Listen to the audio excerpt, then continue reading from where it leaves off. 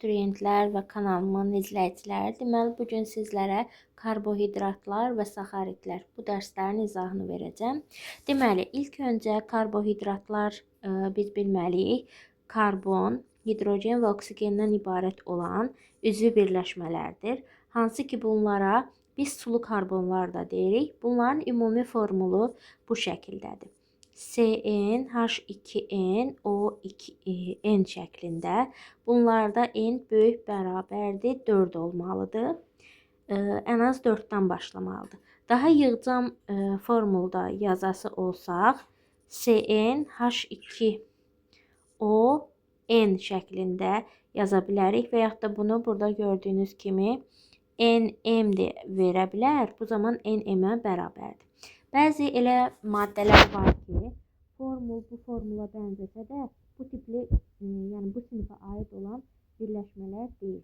Məsələn, formaldehid qarışqa aldehidi gördüyünüz kimi həmin bu. Burada indi səhvlik olubdur. Bu bura aid olmamalıdır. Burada bir oksigen olmamalıydı. Sonra sirkə turşusu ola bilər. Qısaca bu şəkildə və yaxud da CH3COH. Süd turşusu ola bilər. Süd turşusu budur. Qısaca belə də yazıla bilər. Süd turşusunun açıq şəkildə formulunu da yazaq. Süd turşusu budur. Süd turşusunun tərkibində həm hidroksil qrupu, yəni OH qrupu var, həm də karboksil qrupu var, yəni turşu qrupu. Yəni biz bunu nə spirtlərdə, nə də turşularda öyrənmirik, nə də karbohidratlarda öyrənmirik. Sadəcə olaraq formul karbohidratlara bənzəsə də karbohidrat sayılmır. Bir də karbohidratlardan olub, ancaq formulu karbohidratlara uyğun olmayan maddə var. Bu isə dezoksiribozadır. Formul C5H10O4 şəklindədir. Karbohidratları biz neçə qrupa bölə bilərik? Karbohidratlar özləri bölünür monosaxaridlər, disaxaridlər və polisaxaridlərə. Monosaxaridlərə aiddir dezoksiriboza, içərisində 3 ədəd OH qrupu var. Ribozada 4 ədəd OH qrupu, glikozada 5 ədəd, galaktoza və fruktoza glikozanın belə deyək, izomerləridir. Hər birinin formulu C6H12O6-dır. Riboza C5H10O5-dir. Dezoksiriboza isə ribozadan bir ədəd oksigenin əksik olması ilə tanınır. Hansı ki karbohidratların tərkibində həm hidroksil qrupu, həm də keton qrupu ola bilər, həm də aldehid qrupu ola bilər. Aldehid qrupu olanlara aldozalar, keton qrupu olanlara isə ketozalar deyilir.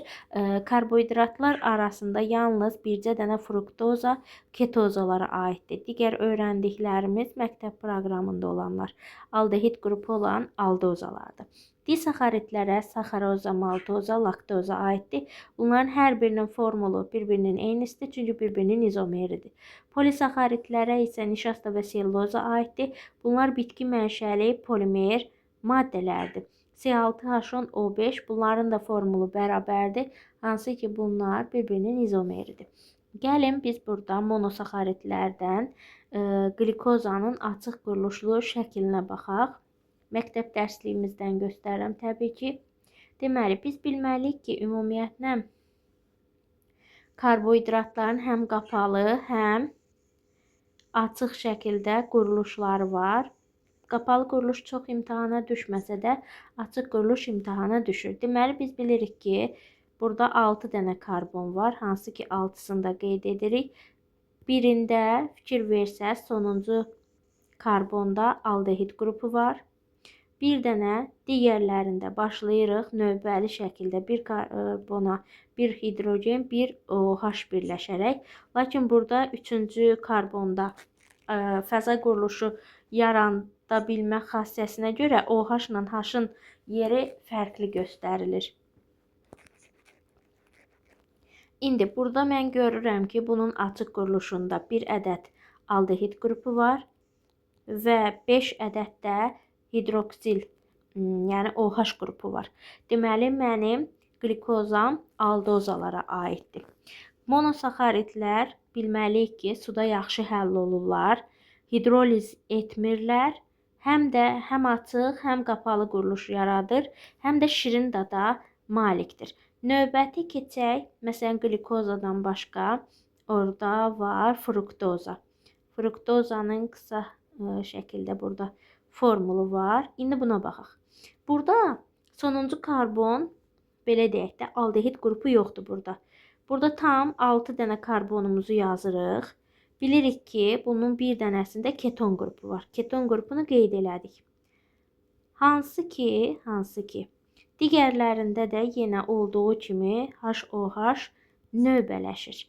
Bu oldu bizim ketozalara aid olan fruktozamız. Növbəti keçək, məsələn, riboza və dezoksiriboza var. Ribozada 5 karbon var, hansı ki, bunun karbonlarını qeyd edirik. Sonuncu karbonda aldehid qrupu var. Digərlərində OH qrupları birləşir. Dezoksiriboza isə burada da yenə aldehid qrupu var, lakin karbonun birinə OH çatmır. Sadəcə hidrogen birləşir. 3 hidroksil qrupu birləşmiş şəkildədir. İndi glikoza haqqında danışmadan öncə bulardan bir xüsusiyyətdən danışmaq istəyirəm. Hansı ki, asimetrik karbon atomları.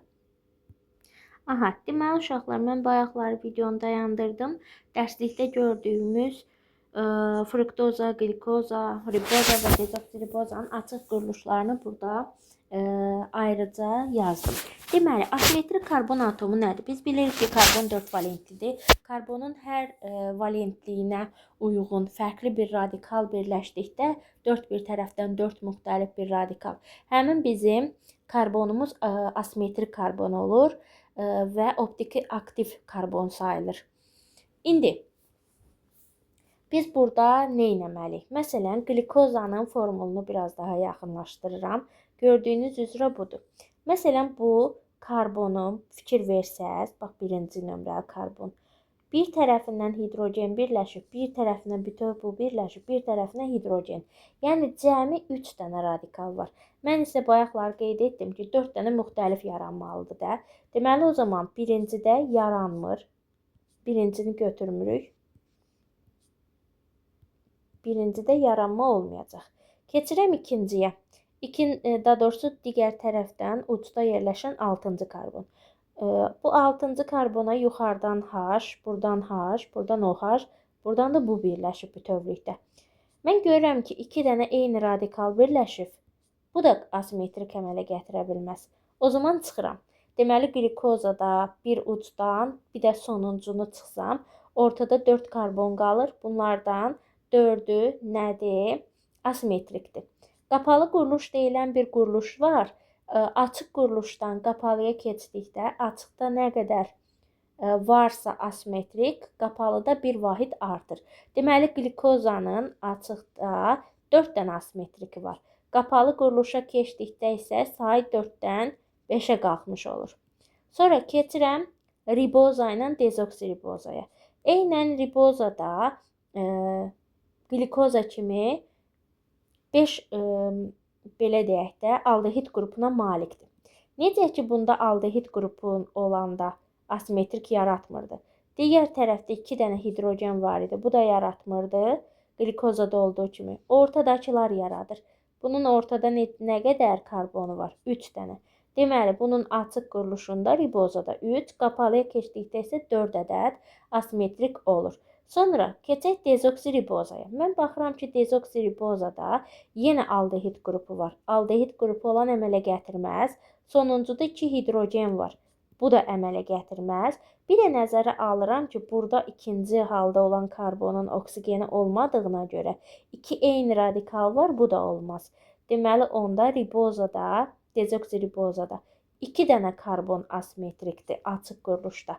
Qapalıya keçdikdə isə 3 ədəd olur, bir vahid artır. Keçək fruktozaya.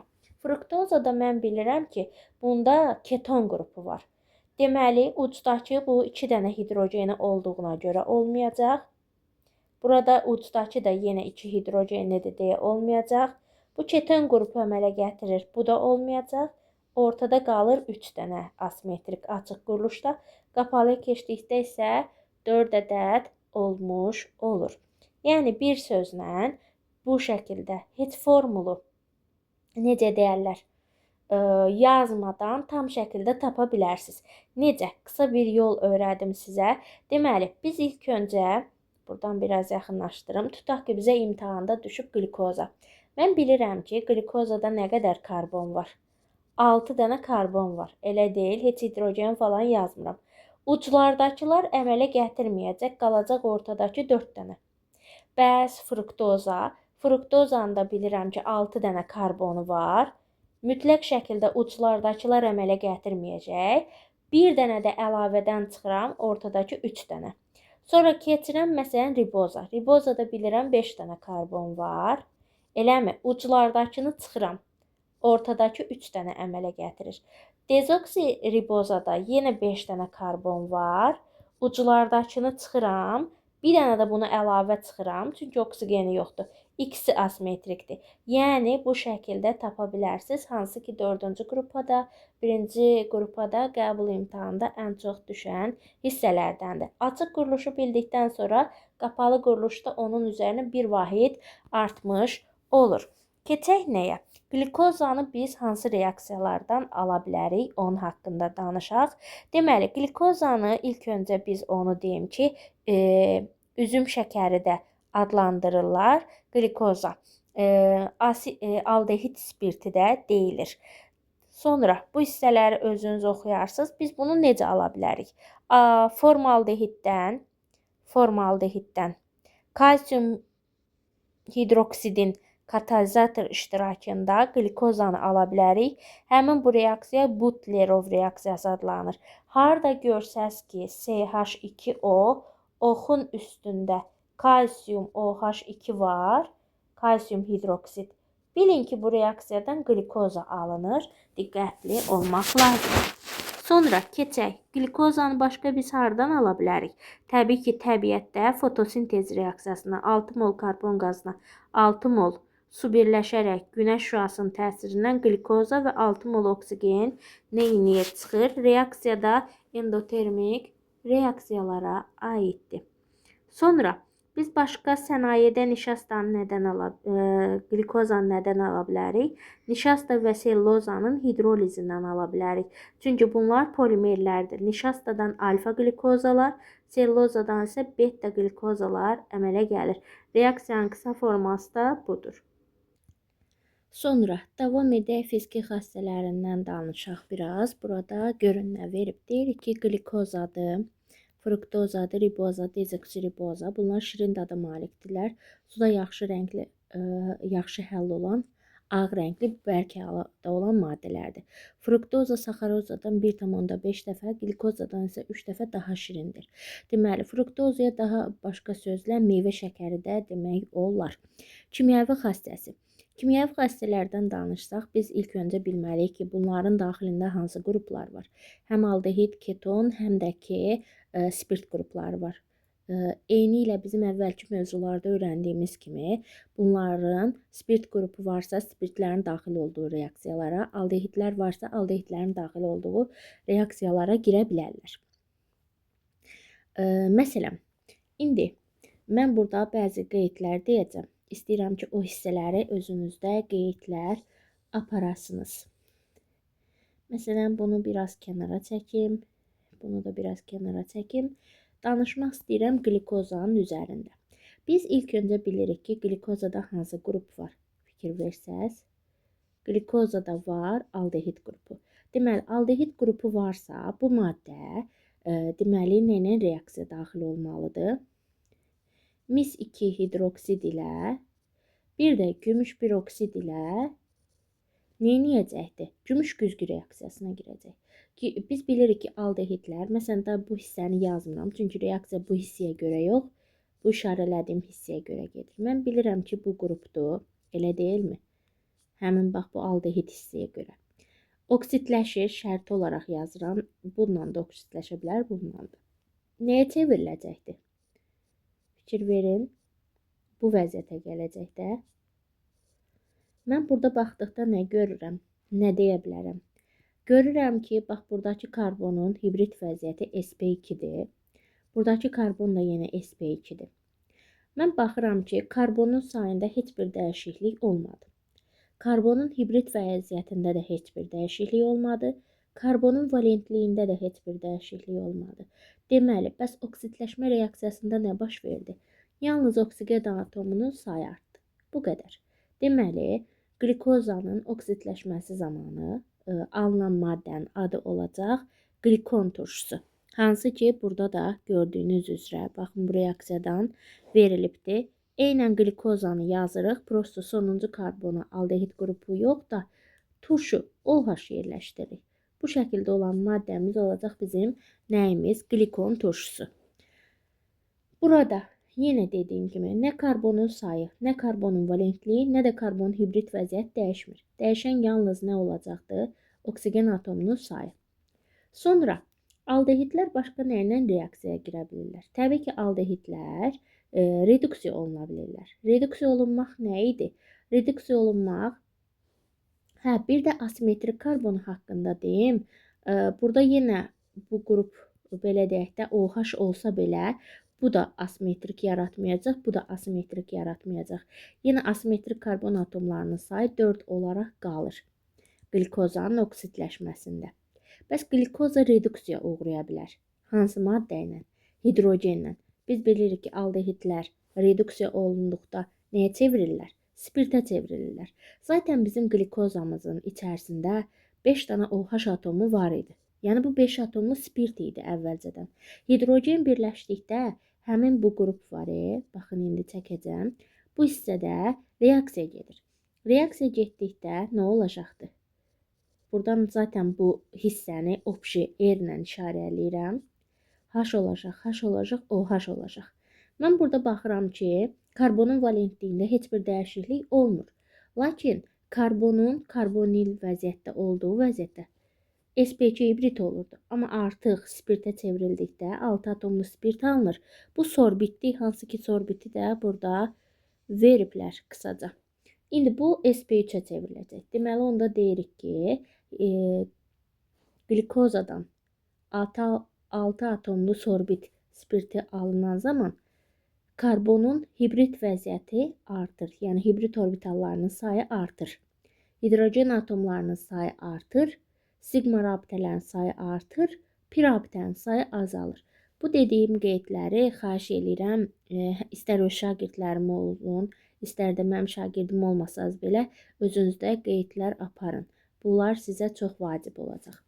İndi baxıram ki, bəs asimetrik karbon atomlarının sayında nə dəyişiklik baş verəcək? Hansı ki, fikir versəz, reaksiya əvvəldə gedir. Burada da yenə 2 dənə H birləşmiş olur, sayılmır. Burada da 2 dənə H birləşmiş olur, sayılmır. Deməli, istər qlikon turşusuna çevrilsin, istər sorbit spirtə çevrilsin. Burada asimetrik karbon atomlarının sayında heç bir dəyişmə baş verməyəcəkdir. Olmur. Dəyişiklik olmur. Keçək mən glikozanın oxşarı olan, izomeri olan fruktoza haqqında danışaq. Mən bilirəm ki, fruktozanın içərisində keton qrupu var da. Biz də bilirik ki, ketonlar oksidləşmir. Amma ketonlar neyləyə bilərlər? Hidrogenlə reduksiya edərək yenidən spirtə çevrilə bilərlər. Əgər bu spirtə çevriləsi olsa, yenə 6 atomlu spirt əmələ gələcək. Bax, bu şəkildə olacaqdır formul. Bu zaman asimetrik karbon atomlarının sayında nə baş verəcək? Bu əvvəlkində olmayacaq, bu əvvəlkində olmayacaq.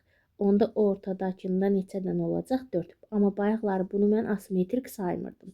Deməli, fruktozanın reduksiya reaksiyasının sorbitin alınması zamanı nə olur?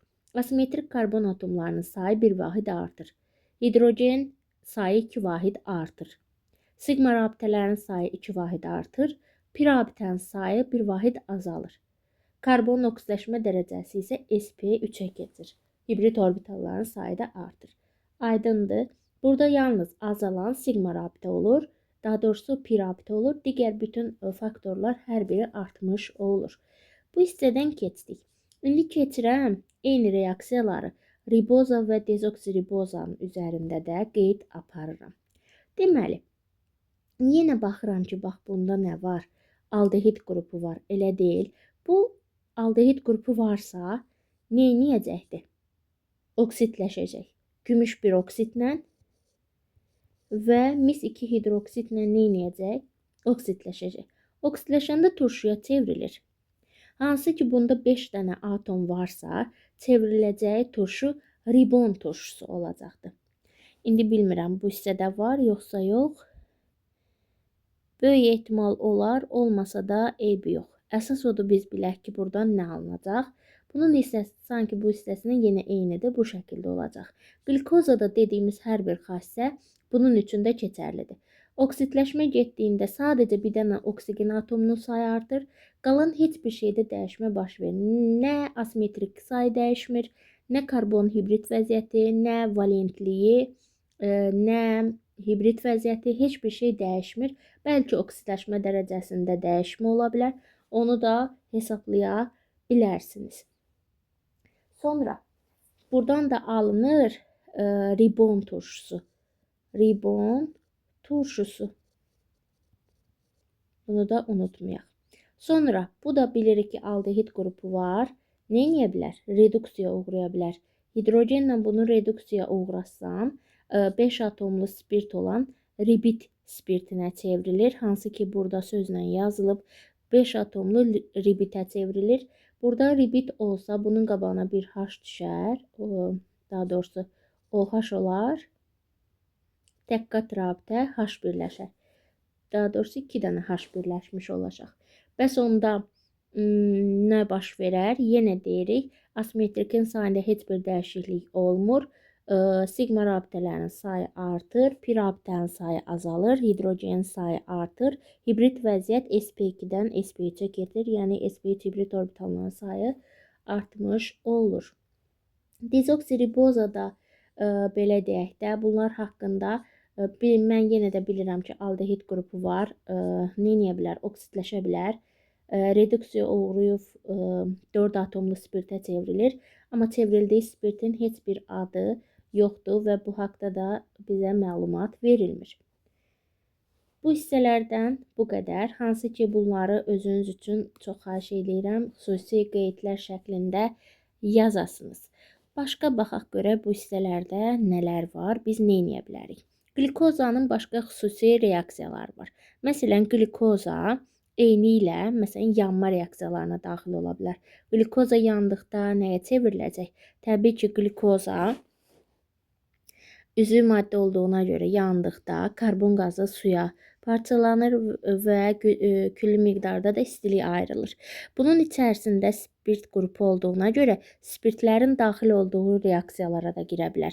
Məsələn, glikozanın içərisində 5 dənə OH qrupu olduğuna görə 5 atomlu spirtdir. Özünə 5 mol turşu birləşdirərək mürəkkəb efir əmələ gətirir. Daha sonra biz bilirik ki, çox atomlu spirtlər mis2 hidroksid və kalsium hidroksid ilə reaksiya daxil olaraq alkoqolyat, saxaratlar əmələ gətirir, hansı ki, bunlar da suda yaxşı həll olur. Sonra metallarla reaksiya daxil olaraq yenə alkoqolyatlar əmələ gətirir. Bunlar da suda həll olan bərk maddələrdir. Daha sonra keçək. Alfa glikozanın polkondensləşmə reaksiyasına daxil olaraq nişasta əmələ gəlir. Tutaq ki, 10 dənə alfa glikoza birləşsə, N-1 mol su çıxacaq. Sonra beta glikozaların polikondensləşmə reaksiyasına selluloza alınır. Bu polikondensləşmə odur ki, polimer maddə ilə bərabər monomer də alınsın. Yəni bunların yanında su da çıxır. Fruktoza dedik biz meyvə şəkəridir.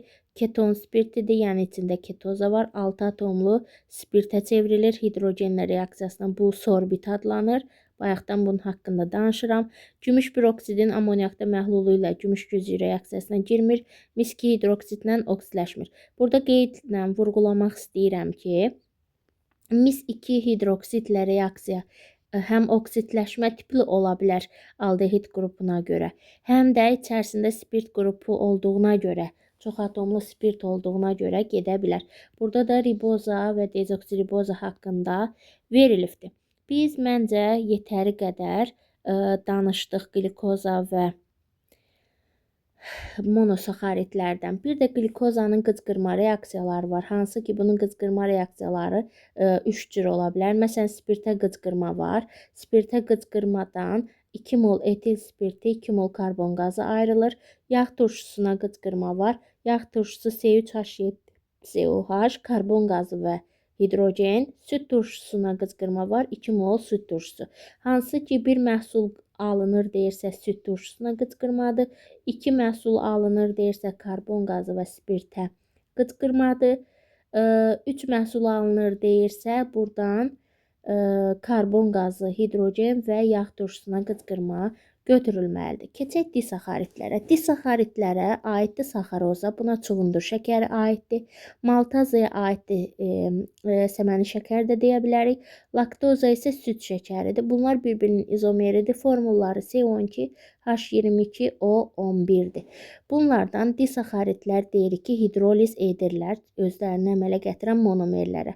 Məsələn, saxaroza hidrolizə uğradıqda alfa qlikoza, beta fruktoza əmələ gəlir. Saxarozanın tərkibində fruktoza olduğuna görə fruktozada da keton qrupu var deyə artıq bu saxarozada neynəmir?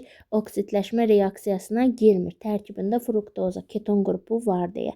Maltaza hidrolizə uğradıqda alfa qlikozalar əmələ gətirir. Bunun tərkibi qlikozadan ibarət olduğuna görə oksidləşə bilir. Yəni gümüş güzgü reaksiyasına girir. Laktaza isə süd şəkəri deyirlər buna. Alfa qlikoza və beta galaktozadan ibarətdir. Bir də vurğulayım, galaktoza da glikozanın izomeridir. Maltaza və laktoza glikozliz qrupu olduğuna görə aldehid formaya keçir, gümüş güzgü reaksiyasına daxil olur. Saxaroza isə keçmir. Bunu da qeyd etmişdim, hansı ki, bax, burada da reaksiya verilibdir. Sonra saxaroza şəkər çuğunduru və ya şəkər qamışından alınır. İlk öncə bu ardıcıllığı bilin ki, birinci xırdalanır, isti suda yuyulur, kalsium hidroksidi ilə kalsium saxaratı alınır, karbon qazı və kalsium karbonatla çökdürülür, süzülür, buxarlandırılır və kristallaşdırma ilə şəkər ayrılır. Keçək polisaxaridlərə. Polisaxaridlərə nişasta ilə selluloza aiddir. Sellulozanın tərkibində 3 OH qrupu var, yəni selluloza 3 atomlu spirtdir. Formul, bax burada gördüyünüz bu formuldur. Sellulozanın mən sizə açıq şəkildə formulunu yazası olsam, o necə olacaqdır? Deməli, C6 H-dan 3-ünü çıxsam 3 atomlu spirtdir 7, oksigenden də 3-ünü çıxsam 2. Bu şəkildə olur. 3 atomlu spirtdir dediyinə görə biz burada buna 3 dənə OH qrupu çəkmiş oluruq sellulozaya. Selluloza alfa, nişasta daha doğrusu ibarətdir alfa glikozalardan, selluloza ibarətdir beta glikozalardan, hansı ki bunlar polimer olduğuna görə hidroliz edə bilərlər. Nişasta kartofun, buğdanın, düyünün, dənli bitkilərinin tərkibində var. Selluloza oduncaq, pambıqda və s. bu bitkilərdə ola bilər. Sellulozada, nişastada gümüş güzgü reaksiyasına daxil olmur. Təbii bitki mənşəli polimerlərdilər. Nişasta həm xətti quruluşlu ola bilər, həm şaxəli quruluşlu. Bunu unutmayaq. Selluloza isə yalnız xətti quruluşludur.